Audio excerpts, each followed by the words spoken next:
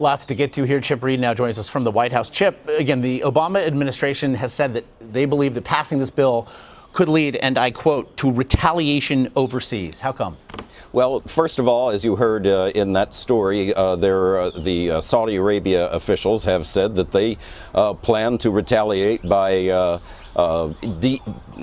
basically divesting themselves of hundreds of billions of dollars in U.S. assets, for example, Treasury bonds.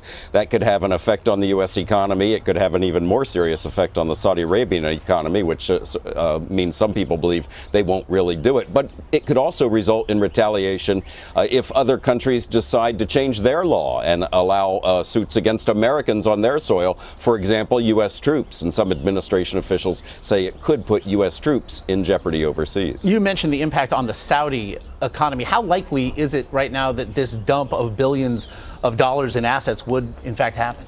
Well, there are a lot of people who believe it's just a bluff, that they couldn't possibly do it because their currency is tied to the dollar. If this had a negative effect on the dollar, then it would impact their currency and their economy a good deal more than it would affect our economy. So a lot of people believe it's a bluff. There are others who say it's not worth taking the chance. This discussion and the 60 Minutes report, of course, comes just now on the heels of President Obama's travels to Saudi Arabia tomorrow. Any indication whether this dispute will be on an agenda during his visit?